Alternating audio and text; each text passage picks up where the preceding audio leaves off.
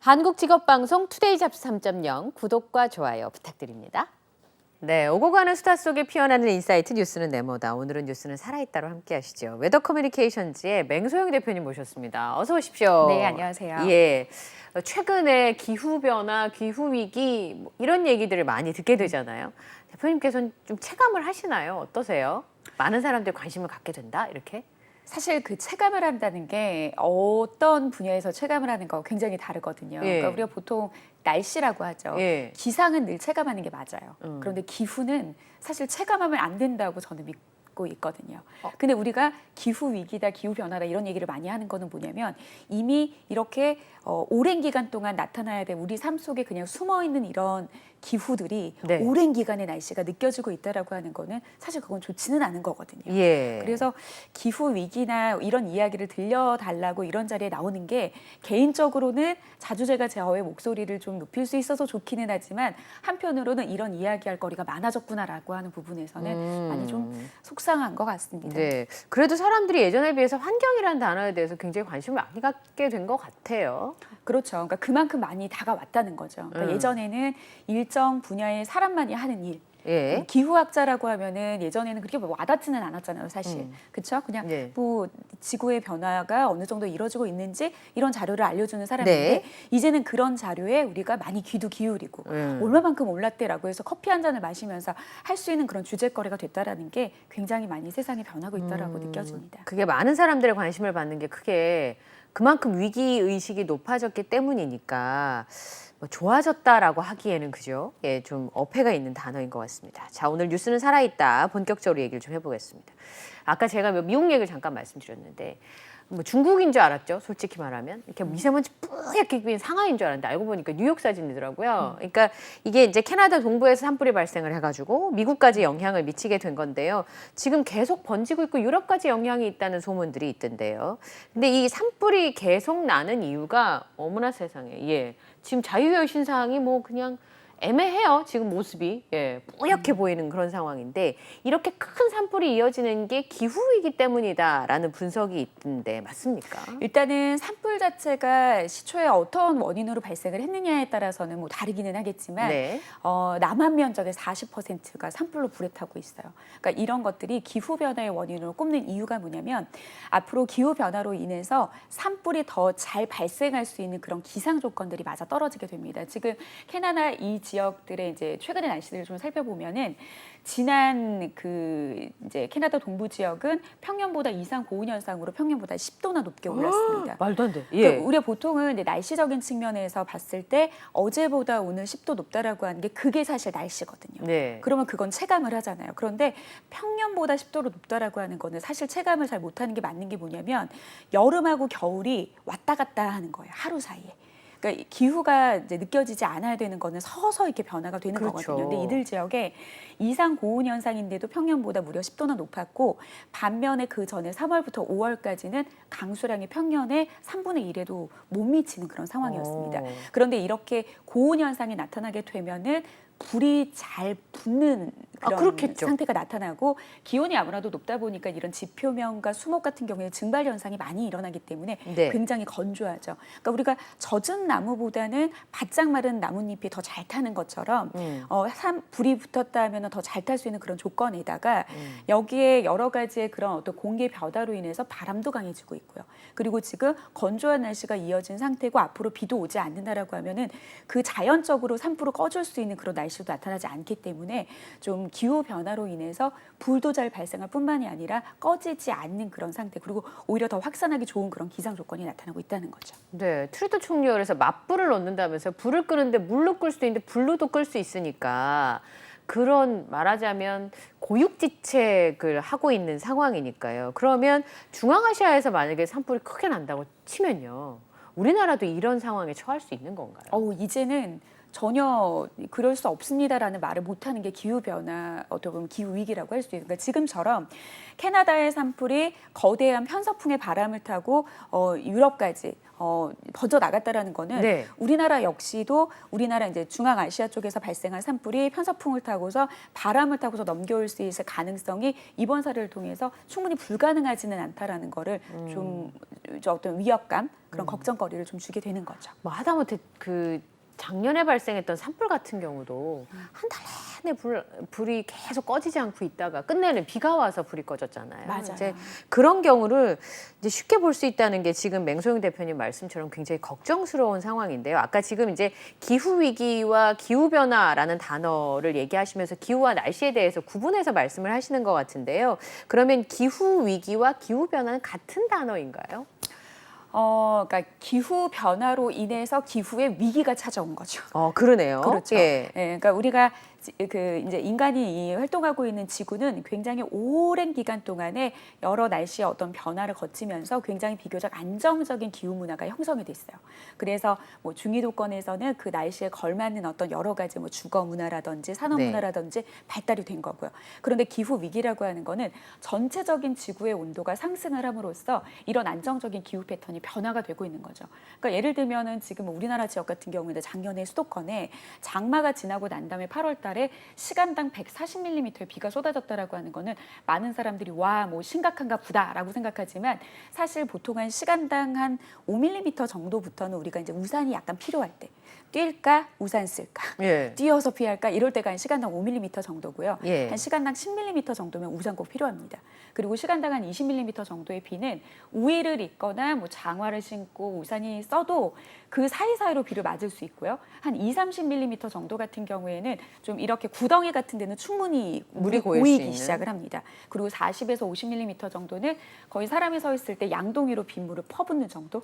100mm는 말이죠. 네. 폭포수 중간에 서 있는 거. 뭐 호우특보 이런 거 내리는 거잖아요. 그렇죠. 30mm 그런데 이제 넘어가면. 시간당 한 141mm의 비가 내렸다고 하는 게 뭐냐면 안정된 기후의 패턴이 변화가 되고 있는 거고 지금 이제 침수 구역이 많이 늘어나는 거는 뭐냐면 과거에 안정되어 있는 그런 방제 성능에 따라서 도시가 설계되었는데 이제는 그거를 넘나드는 그런 어떤 상황들이 발생을 하다 보니까 넘치고 잠기고 메말라가고 하는 그런 것들이 이제 이런 기후 변화로 인해서 초래되는 위기라고 할 수 있는 거죠. 그치, 작년에 비 많이 와가지고 차 위에 올라가 있었잖아요.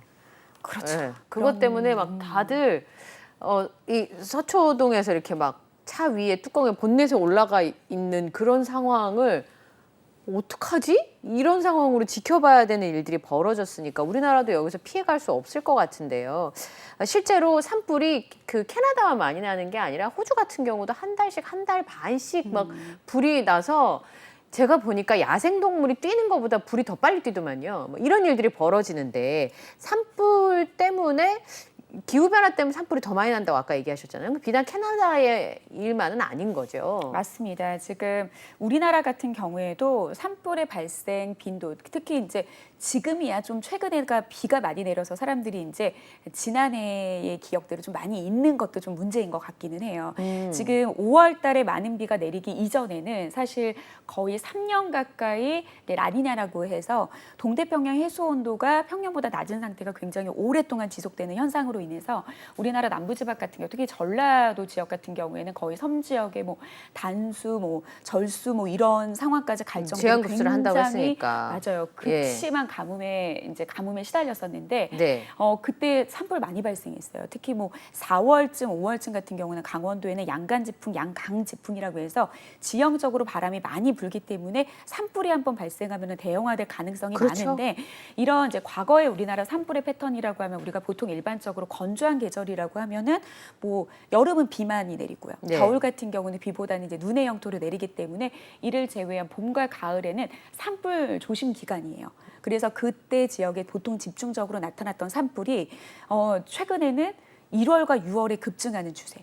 보통 3, 4월에 많이 그렇죠. 생기더라고요. 그리고 예전 같은 경우에는 아무래도 좀 산림이 우거져 있는 강원도 지역에 좀 집중적으로 발생했다라고 하면 이제는 도심에서 발생하는 산불의 빈도가 많이 늘어나면서 피해가 훨씬 더 많이 좀 늘어날 수밖에 없겠죠. 아무래도. 그렇기 때문에 우리나라 같은 경우에도 과거에 비해서 기온이 올라가고 그리고 고온 건조한 그런 날씨들이 과거에 비해서 많이 증가하다 보니까 이제는 이제 집중적으로 어떤 연중의 어떤 계절에만 집중되는 산불의 형태가 아니라 이제 연중화라고 하거든요. 그 어떤 계절도 상관없이 1년 중에 발생하는 산불의 건수가 굉장히 많이 발생을 하고 최근 3년 동안은 보통은 한 150건이 살짝 넘는 수준 안에서의 발생했던 게 최근 10년 동안의 산불이라고 하면은 최근 3년 동안에는 한 400건이 넘는 산불이 발생을 하고 이제는 동시다발적으로 발생을 하는 형태가 나타나고 있는데 피해 면적도 과거에 비해서 7배나 늘어나고 있는 그런 추세라고 했을 때는 대형화되고 있고 산불의 어떤 특이 조짐 그리고 이게 연중을 가리지 않고 다발적으로 나타나고 있는 형태가 우리나라에서도 이미 나타나고 있습니다. 산불. 네. 3월, 4월에는 하루에 뭐 산불 뉴스를 10건씩, 12건씩 했던 것 같아요. 이제 그런 일이 쉽게 벌어지는 게 아닌데. 근데 오히려 또 시베리아 같은 데 폭염이 찾아왔다면서요? 시베리아에 폭염 그 가능한가요? 시베리아 같은 경우에도 우리가 이제 춥다라고 생각을 하고 있긴 하지만 네. 시베리아도 봄도 있고 여름도 있습니다. 시베리아 같은 경우에도 여름 같은 경우에는 한 30도를 넘는 날씨들이 네. 나타납니다. 자주 예. 나타나는데 문제는 뭐냐면 역사상 최악의 폭염, 이게 평년보다 높은 30도 넘는 날씨는 어느 정도 나타나긴 했었지만 지금 네. 같은 경우는 40도가 넘는 날씨가 나타나는 게 굉장히 이례적으로 볼 수 있고요. 그리고 이제 시베리아뿐만 아니라 중앙아시아, 중국도 뭐 45도, 우즈베키스탄도 40도가 넘는 날씨, 예. 카자흐스탄도 41도 기록하는 그런 폭염이 곳곳에서 나타나고 있습니다. 그러니까 사실 시베리아 같은 경우에는 지구 온난화가 굉장히 가중되고 가속화되고 있는 곳 중에 하나입니다. 그런데 북극 지역의 온난화 속도가 이렇게 가중되고 있다라고 하는 거는 네. 사실 전 지구의 그런 지구 온난화로 인해서 기후 위기가 극심해지고 있는 거에 대해서 굉장히 위험한 조짐으로 봐야 됩니다. 그러네요. 우리나라도 봄, 가을이 없어졌어요. 개들이 집 나갔나 봐요. 여름하고 겨울밖에 없어요, 지금. 그 너무 많이 느끼잖아요, 우리가. 그게 정말 가장 큰 기후 변화의 영향이 아닌가 싶은데 그렇습니까? 어떻습니까? 그렇죠. 이게 그러니까 제가 그 날씨, 기상과 기상은 느낄 수 있는데 그 기후는 느끼면 안 되는 게 뭐냐면 그렇죠. 사실 서서히 변화가 돼야 되거든요. 그러니까요. 네. 올여름 같은 경우에도 이제 폭염이 얼마나 덥습니까라는 질문을 굉장히 많이 받는 것 같아요. 네. 비는 얼마나 내리고 태풍은 뭐 몇 개나 찾아옵니까라는 질문을 항상 여름을 앞두고 보는데 보통 이제 올여름을 이제 얼마나 극심한 폭염이 이어질까라고 했을 때 1994년과 2018년을 좀 대조해서 많이 얘기를 합니다. 굉장히 기록적이었거든요. 네. 그런데 2018년의 폭염 아마 너무 극심했어서 한 달이 넘게 폭염이 지속이 됐거든요. 네. 그래서 시간이 훌쩍 지났지만 그래도 많은 분들이 그 당시의 폭염은 기억은 하실 겁니다. 네. 그런데 그 폭염이 어떻게 정지를 했는지 아십니까? 하루 사이에 네. 그것도 완연한 가을이 찾아왔어요. 비 근데 왔나요? 그냥 정말 가디건이 필요할 정도로 선선한 날씨가 갑작스럽게 찾아왔거든요. 네. 근데 그 당시에 사람들의 표현들이 어땠냐면요. 이제 좀 살 것 같다. 이제 좀 에어컨 꺼도 되네. 예. 나 이런 날씨가 너무 좋더라. 예. 근데 사실 그게 기후 위기거든요. 하루 갑작스럽게 사이에. 그런 그렇죠. 변화가 있다는 게. 서서히 늦여름이라는 그런 느낌까지 들면서 서서히 와야 되는 그런 기후가 하루 사이에 찾아왔는데 많은 사람들이 그거를 체감하지 못하고 단순히 날씨로 인해서 어떤 겪는 그런 불편함이 네. 단순히 약간 해소됐다라는 차원 안에서의 표현을 한다라는 게 사실 기후 위기나 기후 변화에 대한 그런 표현을 안 들어본 사람들이 사실 없잖아요. 네. 그러니까 트렌드처럼 우리가 느낄 뿐인 거지 네. 이거에 대한 심각성은 우리가 나타나고 있는 그런 곳곳 안에서 뭐 예를 들면 뭐 지지난해 같은 경우에는 봄에 벚꽃이 100년 만에 일찍 폈거든요. 예. 근데 재작년이라고 하면 우리가 코로나가 극심하게 좀 겪었을 때라서 사람들이 집안에 있는 것도 좀 답답하고 그냥 먼 발치에서 꽃만 바라보는 것도 행복하는 그런 시기였거든요. 다들 이 일찍 핀 꽃을 너무 반가워했어요. 네. 그런데 사실 100년 만에 그렇게 꽃이 일찍 핀다라고 하는 거는 이게 생태계의 교란이 엄청나게 이뤄지는 정말 위험한 조짐인 거인데 네. 많은 그런 부분들에 대해서 우리가 많이 사실 좀 놓치는 거죠.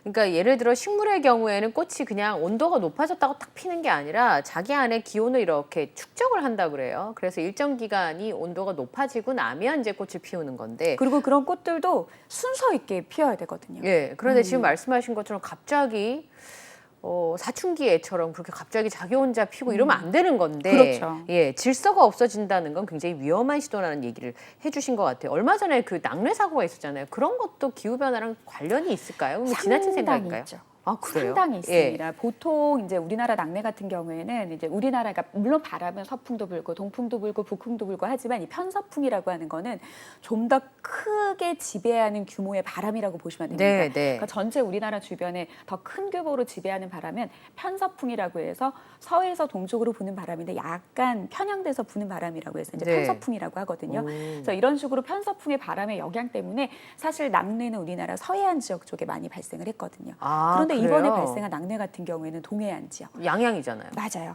최근 들어서 이런 그 지금 이제 우리나라에 일반적으로 나타나는 지금 낙뢰의 횟수가 최근 들어서 많이 빈번해지고 있다라는 거는 이제 기후 이제 기상 관측 자료를 통해서 나타나고 있는데 결국에 그렇게 되면은 낙뢰가 도대체 왜 발생하는지 그렇죠. 그러니까 서로 성격이 다른 공기가 상하간에 위치했을 때 그 불안정이 강해지고 높게 발달하는 구름 안에서 이렇게 뇌전, 벼락을 동반한 이제 비가 내리는 게 이제 뇌우라고 보시면 되는데 네. 이런 그 대기 불안정이 심해진다라고 하는 거는 굉장히 극단적인 공기의 대립입니다. 보통은 위쪽에 찬 공기가 위치해 있고 하층에는 따뜻한 공기가 위치해 있을 때 따뜻한 공기는 위로 올라가려고 하거든요. 그렇겠죠. 그럼 찬 공기 내려오면은 얘네들이 자리 싸움을 해요. 예. 그러니까 이런 과정 안에서 상승하고 하강하고 하는 이 과정 안에서 전기 반응이 생기는 거죠. 이게 이제 구름 속에 머물러 있다가 이제 지표면으로 떨어지는 게 그게 이제 벼락인 건데 지금 앞서 말씀드린 것처럼 극단적으로 공기의 대립이 심한 현상이 나타나는 게 결국에는 기후변화의 패턴입니다. 네. 그러니까 중간에 공기가 없이 너무나도 상극화된, 그러니까 예를 들면 이를테면은 2018년의 봄도 여름도 펄펄 끓는 여름이 한 달 넘게 이례적으로 지속되다가 하루 사이에 가을이 찾아왔다라고 하는 거는 그 사이에 차가운 공기가 확 밀려서 우리나라를 덮어버렸다는 거거든요. 그리고 겨울 같은 경우에도 갑작스럽게 따뜻해지거나 갑작스럽게 추워지는 날씨 자체가 이 전 지구의 패턴 자체가 극과 극인 그런 공기들의 대립이 나타나는데 지금 이제 낙뢰 같은 경우에 그런 극단적인 대립이 상하관계에 위치해 있을 때 그런 어떤 낙뢰를 동반한 그런 대기 불안정의 형태. 지금 최근 같은 경우에도 소나기 소식 굉장히 잦지 않습니까? 네. 이런 것들도 결국에는 우리나라 주변의 기압 배치의 그런 공기의 대립들이 굉장히 불안정한 상태가 놓여져 있다라고 보시면 될 거로 보입니다. 그러면 이 변화무쌍한 날씨 때문에 이제 제일 많이 듣는 게 그 말씀하신 거잖아요. 올해 뭐 진짜 더울 거다, 정말 더울 거다 이런 전망들이 나오고 있는데 실제로 뭐 역대급 폭염이라는 얘기도 있고 아까 김성훈 기자 뭐 7월 한 달 동안 3일 빼고 다 비 온다던데요. 뭐 이렇게 얘기하고 갔잖아요. 그런가요? 올해 전망들이?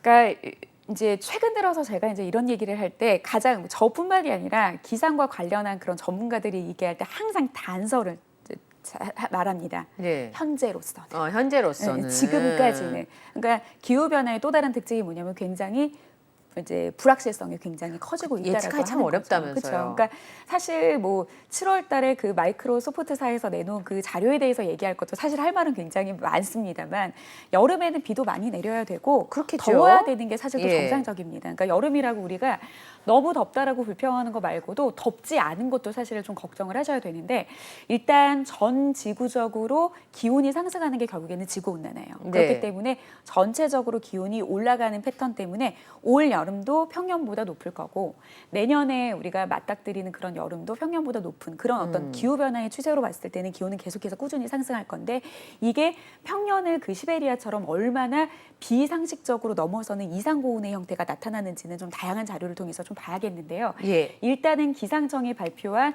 3개월 여름철 장기 기상 전망에 따르면 5월 달 강원도 지역 벌써 35도의 기온이 가까이 올라갔던 적이 있었거든요. 네. 그러니까 5월에 푹푹 찌는 폭염처럼 6월부터도 한여름에 준하는 지금 벌써 이제 6월 중순을 이제 접어들고 있는데 지금 이제 이런 소나기가 지나고 나면은 이제 후반부에는 거의 한여름에 능가하는 30도를 이제 넘나드는 그런 더위가 찾아올 거고 네. 올 여름 7월과 8월도 평년보다 좀 높은 기온으로 볼 것이다. 비슷하거나 높을 것이라고 보는 그런 확률이 한 80%를 차지하고 있습니다. 그러니까 근데 지금 나온 예측만으로. 그렇죠. 근데 다만 이런 상식에서 벗어나는 그런 극한의 강도가 얼마나 세게 오느냐의 문제와 이런 극한의 강도가 얼마나 장기화가 되느냐는 거는 또 다른 기록을 세울 수가 있거든요. 그런데 그렇겠죠? 그나마도 다행인 게 강도는 강해질 가능성은 여러 가지의 그런 패턴들과 시그널로 봤을 때는 높을 것으로 보는 거는 많은 기후학자들의 공통적인 의견인데 장기화될 가능성은 뭐 1994년이나 2018년보다는 적을 것이다. 그래서 그나마 다행인 게 덥기는 덥지만 이 더위가 오래 지속될 가능성은 올여름 같은 경우는 되게 낮게 보고 있습니다. 그래요. 예. 1994년에 유행했던 노래가 1과 2분의 1이었는데요. 그때 제일 유행했던 그 의상이 뭐였냐면 지금 크롭이라고 그러고 그때는 배꼽티라고 얘기했던 옷이 유행을 했었어요. 네. 그러니까 제가 그 말씀 드리는 게 너무 더워가지고 이제 어른들은 그런 옷 입는 게 못마땅하시고 또 젊은 친구들은 그런 옷들을 많이 입었었거든요. 근데 요즘에 크롭이 유행하는 게 기후도 30년 만에 또 오나 이런 생각이 좀 들 정도로 변화들이 좀 있는 것 같아요. 그러니까 엘니뇨라고 해서 이렇게 해수면의 온도가 올라간다는 거잖아요. 근데 그 안에 슈퍼 엘니뇨가 발생할 조짐이 있다고 하는데 슈퍼가 붙으면 많이 오른다는 뜻인가요? 그렇죠. 뭔가 예. 센 거죠. 센 거다. 네. 예. 그러니까 사실 엘니뇨, 라니냐라는 말을 최근에 아주 많이 들으셨을 듣잖아요. 거예요. 근데 엘니뇨라고 하는 거는 사실은 어떤 뭐 특별한 기후 변화 때문에 나타나는 현상이라고 보기는 사실 좀 힘들고요. 네. 이 엘니뇨라고 하는 거는 적도 부근의 동태평양 해수면 온도가 평소에는 서태평양보다 동태평양이 낮습니다. 이거는 예. 뭐냐면 무역풍이라고 해서 그 지역에서는 바람이 동쪽에서 서쪽으로 불거든요. 네. 그러니까 바람이 아까 편서풍을 말씀드린 것처럼 큰 규모의 지배하는 바람이 이제 동쪽에서 서쪽으로 불기 때문에 동쪽에서 태양에서 받은 에너지의 따뜻한 바닷물들이 서쪽으로 이렇게 이동을 해요. 그렇기 때문에 늘 조금 이제 낮은 상태가 유지가 되는데 이런 무역풍이 한 2년에서 7년 주기로 약해지는 그런 시기가 있습니다. 네. 그럼 아무래도 약해지다 보면은 그 이제 동태평양의 해수 온도가 이제 평년보다 따뜻한 상태가 이제 유지되는 유지가 그런 되겠죠? 일들이 이어지기는 하는데 이 엘니뇨가 기후 변화하고 만났을 때는 굉장히 그 전 지구는 사실 이 공기들이 우리가 눈에 보이지는 않지만 유기적으로 굉장히 연결이 되어 있습니다. 그렇기 때문에 북극의 빙하가 얼마나 녹음 면적이 넓으냐에 따라서 우리나라에 어마무시한 겨울의 한파를 가져오는 것처럼 네. 굉장히 거리로는 멀리 있는 것들이 유기적으로 연결되어 있는데 이게 기후 변화와 맞닥뜨렸을 때 평상적으로 정상적인 범위 안에서 오르락내리락 하는 것이 아니라 엘니뇨라고 하는 거는 그 감시 구역 안에서 평년보다 0.5도 높은 상태가 최소 5개월 이상 지속될 것으로 보일 때를 엘니뇨해라고 하고요. 라니냐라고 하는 거는 반대입니다. 동태평양 해수 온도가 오히려 0.5도 낮은 상태가 5개월 이상 이어질 때, 그러니까 라니냐가 트리플 라니냐라고 해서 3년 동안 이어진 것도 사실은 굉장히 좀 이례적인 현상인데 네. 올해 5월부터는 다시 이 지역의 온도가 상승하는 그런 조짐들이 보여주고 있습니다. 그래서 예. 아까도 올해 좀 폭염의 강도는 기후변화의 추세로 봤을 때 높을 가능성이 높지만 장기화될 가능성이 적다라고 보는 시그널 중에 하나가 우리나라에 이렇게 엘니뇨 현상이 나타났을 때 과거의 통계치를 좀 분석해 봤더니 남부지방을 중심으로 비가 많이 내려요. 근데 아무래도 좀 이렇게 비가 많이 내리게 되면은 네. 뭐 일사도 차단되고 그런 어떤 비의 효과로 인해서 사실 우리나라는 기온이 조금 낮아지는 경향성이 훨씬 더 좀 높았습니다. 그렇겠죠, 아무래도. 그러니까 이런 어떤 시그널로 봤을 때 올여름을 좀 기후 온난, 지구 온난화의 패턴으로 봤을 때 높지만 그렇게 지속되진 않을 것이라고 보는 것도 이런 어떤 시그널로 볼 수는 있겠죠. 예. 근데 슈퍼 엘니뇨 같은 경우에는 네. 이제 0.5도가 아니라 평년보다 2도 이상 돌았을 때, 그러니까 예. 강한 엘니뇨는 한 1.5도 이상.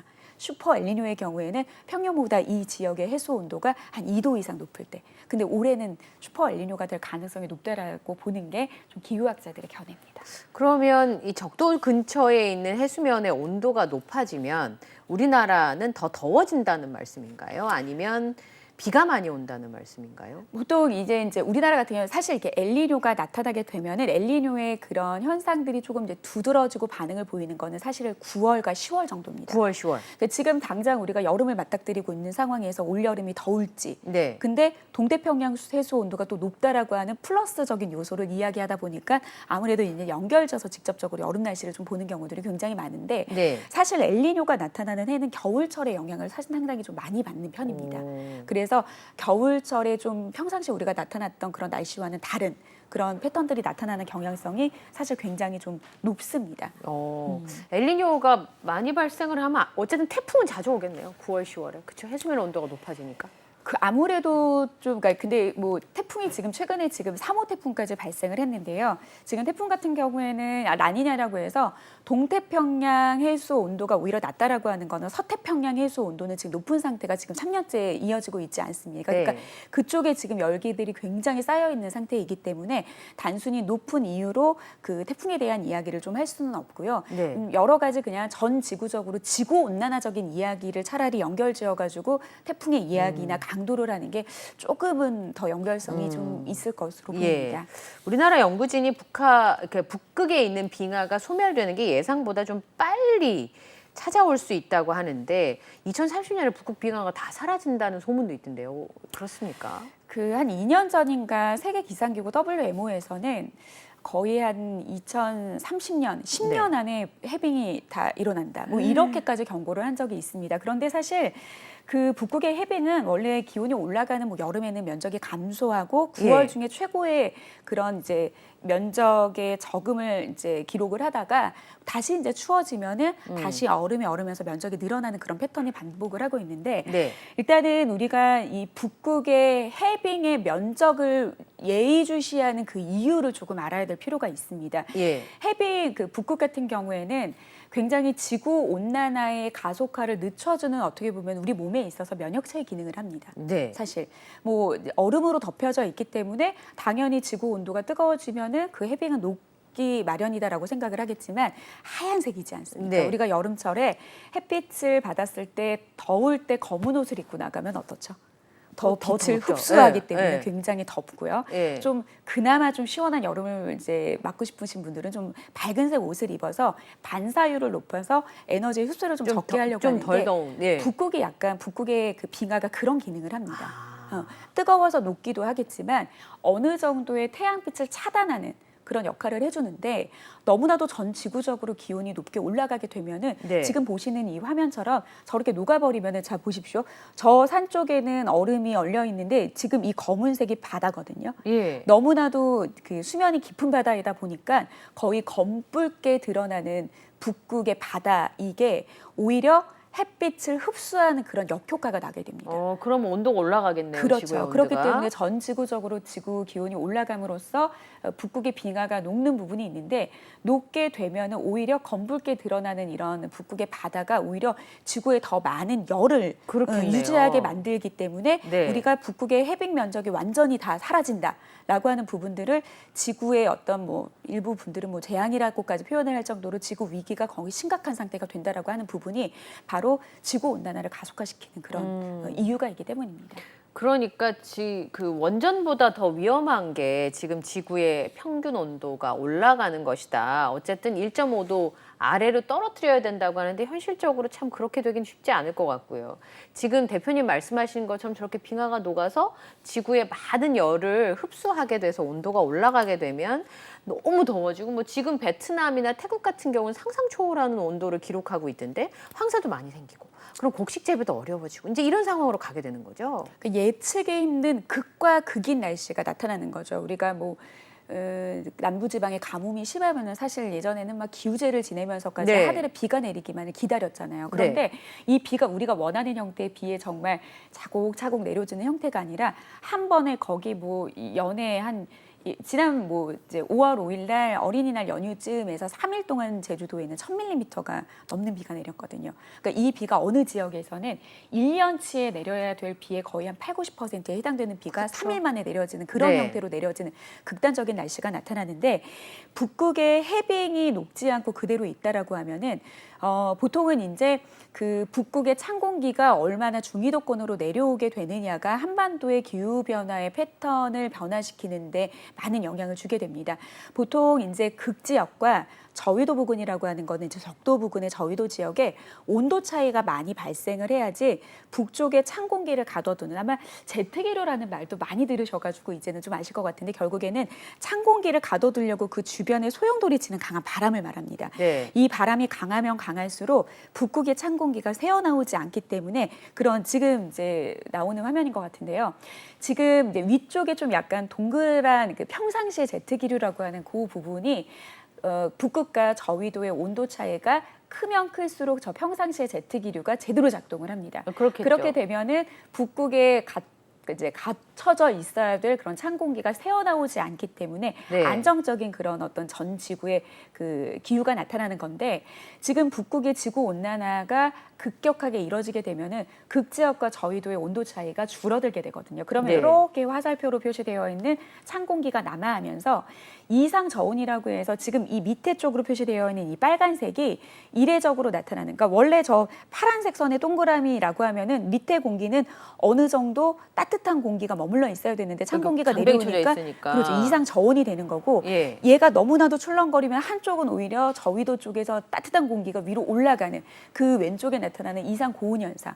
그러니까 이 북극의 찬 공기의 남하의 여부 그리고 북극의 찬 공기를 얼마나 가둬주는 제트 기류의 그 평상시의 힘이 얼마나 유지되느냐의 그런 부분들이 전 지구적인 안정적인 기후에 굉장히 불균형을 초래하기 때문에 앞서 말씀을 하신 것처럼 아무래도 이제 곡식이나 우리가 먹을거리 같은 경우는 기후의 영향을 굉장히 많이 받지 않습니다. 그렇겠죠. 그 먹을거리도 없어질 뿐더러 이거는 나중에 경제적인 어떤 위기, 식량 위기뿐만 아니라 경제 위기까지 발생하는 그런 상황이 이제 도래하기 때문에 굉장히 위험한 부분인 거죠. 네, 트럼프 대통령이 맹소영 대표님 얘기를 못 알아들었던 모양이네요. 그러면 지구 온난화라고 하는데 뭐 그런 거 안 생겨? 왠 줄 알아? 겨울에 춥잖아. 이렇게 얘기했는데 지금 대표님 말씀하신 거 보면 겨울에 왜 추운지 알아? 트럼프 저렇게 돼서 추운 거야? 이렇게 얘기해 줘야 되는 상황인 거네요. 맞습니다. 그러니까 예. 많은 분들이 아니 전 지구적으로 따뜻해지고 있다라고 하면 더워져야 되는데 그렇죠. 왜 겨울은 춥고 지난 겨울에 춥기도 춥고 눈도 많이 내리지 눈도 많이 않았습니까? 내렸죠. 그러니까 저런 형태로 비정상적으로 시베리아 쪽에 가둬져 있어야 될 저 이제 찬 공기가 우리나라 중위도권으로 내려오면서 네. 그래서 모스크바보다 한반도가 더 춥다. 그러니까 지난해 같은 경우는 중국 상층의 5km 상공 같은 경우에는 거의 뭐 영하 50도 이하의 찬 공기가 직접적으로 내려왔다라는 게 바로 평상시에 제트 기류의 그런 패턴들이 무너졌기 때문에 네. 우리나라의 그런 이상 고온이 아니라 이상 저온 현상이 나타난 거죠. 근데 날씨가 이제 이렇게 오락가락하는 걸 체감으로 느낄 정도로 심각한 위기가 찾아오니까 기업이나 경제 활동을 하시는 분들이 ESG라고 하는 단어에 집중을 하는 거죠. 뭐 이렇게 화장품 회사에서 용기를 만들 때도 뭐 종이로 만든다든지 플라스틱을 줄인다든지 그리고 소비자들도 조금 불편하고 비용이 좀 더 많이 들어도 그런 제품들을 사게 되는데요. 실제로 이런 이상 기후 때문에 기후 변화가 기후 위기가 오고 있구나 체감하는 경우도 잦아지고 있는데 그럼에도 불구하고 굉장히 많이 바뀌었다 이렇게 느끼기에는 그죠? 아주 좀 미흡한 부분이 있는 것 같아요. 저는 이제 저의 이제 개인적인 생각입니다만 제가 이제 두 가지 역할을 하고 있어요. 한 20년 동안은 이렇게 실제 지구의 이런 이제 기온이 얼마나 변화가 되고 있는지 사실 과거에 제가 처음 이제 기상 쪽에 접했던 시기가 2004년이거든요. 네. 그거 정말 20년이에요. 네. 그때 한 2007년인가 6년쯤에 어떤 기사를 봤냐면 서울도 예. 대구만큼 기온이 오른다. 그 당시에 어. 대구라고 하면은 뭐 36도, 7도까지도 오르진 않았었던 것 같아요. 네. 근데 지금은 어떤가요? 일사과가 됐잖아요. 강원도 네. 같은 경우에는 지금 우리나라에서 가장 최고점을 찍은 게 2018년에 41도 넘었거든요. 네. 근데 그런 어떤 관측에 대한 이야기를 이제 전해주는 역할을 과거에는 했다라고 하면 지금은 좀 지역 사회에서 우리가 이런 기후 변화를 조금 느슨하게 그리고 탄소 중립이라는 이야기를 굉장히 많이 하죠. 결국에는 지구 온난화를 야기시키는 지구의 이상 기체. 대표적인 이산화탄소를 줄이기 위한 탄소를 줄이기 위한 저감 활동을 하면서 지역에서 많은 뭐 시민단체, 정부, 뭐 학교 아이들 교육과 많은 것들을 하는데 사실 실제 현장으로 가보면 사람들이 인식은 많이 하고 있는데 그 사실 기후 위기를 극복한다는 거는 불편함을 감수해야 되거든요. 아까 뭐 종이 용기 말씀하셨지만 우리가 요즘에 뭐 플라스틱이 아니라 종이 빨대로 드셔 보셨죠? 네, 어떤가요? 굉장히 많이 좀 불편해요. 예. 근데 이제 그런 것들을 감안하면서까지 우리가 이겨내야 되는데 얼마나 많은 시민들이 기후 위기에 대한 심각성을 느끼는데 내가 내 일상생활에서 우리가 극복하기 위해서 마련되어 있는 그 불편함은 얼마나 감소하고 있는지 계단 이용하고 좀 엘리베이터 좀 덜 타고 전기 아껴 쓰고 뭐 이런 거 하지만 사실 급할 때 뭐 한 층이어도 엘리베이터 타고 올라가려고 하는 사실 이런 부분들이 네. 그런 기후 위기를 줄이기 위한 사소한 어떤 행동들인 거거든요. 그러니까 예. 기업도 이제 이런 어떤 환경을 기업의 경영을 하는 데 있어서의 그런 구조적으로 환경을 굉장히 중요하게 가중치를 둬서 운영을 하겠다는 게 결국에는 ESG거든요. 근데 아직까지는 많이 좀 실천과 실행이 좀 중요한 것 같습니다. 근데 개개인이 할 수 있는 것들도 좀 많지 않나요? 예를 들어서 지금 말씀하신 것처럼 텀블러만 써도 막 굳이 쌓이는 그 일회용 쓰레기를 좀 줄일 수 있으니까 그것만 해도 영향이 좀 있을 것 같고요. 그다음에 뭐 가능하면 좀 많이 걸어 다니시면 아무래도 지난번에 코로나 때 보니까 많이 안 하니까 금세 미세먼지 같은 것도 많이 달라지더라고요. 생각보다 조금씩 하면 변화를 가지고 올 수 있는 부분들도 많이 있는 것 같긴 해요. 근데 이런 얘기는 사실은 굉장히 많이 일상이죠. 근데 예. 문제는 뭐냐면 머릿속으로는 알고 있는데 네. 직접 하지 못한다는 거가 좀 가장 좀 문제인 것 같기는 해요. 네. 많은 사람들이 아는데 실천까지 가기가 사실 좀 힘든데 음. 저는 사실 이것도 저의 개인적인 의견입니다만 그 코로나라는 팬데믹을 겪고 나서 그래도 기후 위기 쪽에서의 좀 저는 용기가 좀 생겼던 게 반문화가 이렇게 발달되어 있는 대한민국에서 네. 9시부터 그렇게 칼같이 귀가하는 그런 어떤 정부의 규제가 있었을 때 많은 시민들이 불편하고 뭐 처음에는 불만 섞인 목소리도 있고 상인들도 굉장히 많이 힘들었지만 그게 어느 정도 안정화되고 일상이 되다 보니까 모두 다 동참하고 우리가 해야 되는 일이라는 머스트 의무가 되지 않았습니까? 네. 그러니까 저는 약간 기후적인 부분에서도 상식적으로 알고 있는 그런 선안에서 우리가 서로가 지키자라고 하는 어떤 개인의 의견을 주기보다는 좀 제도적으로 어느 정도는 좀 강력한 규제를 만든다라고 하면 우리가 따를 수밖에 없는 일정의 규제도 좀 저는 필요하다라고 생각을 합니다. 네. 그렇죠. 그런 부분에 있어서 이제 인식의 변화가 참 중요할 거라는 생각이 좀 들기도 하네요. 예. 지금 그 생각보다 굉장히 심각한 상황인데 우리가 또 일상생활에서 먹고 사는 문제에 천착하다 보면 진짜 필요한 일들을 잊어버릴 수 있죠. 오늘 그런 부분들에 대해서 웨더 커뮤니케이션제 맹소영 대표께서 좀 각인을 시켜주신 것 같습니다. 오늘 나와주셔서 고맙습니다. 네, 고맙습니다. 예.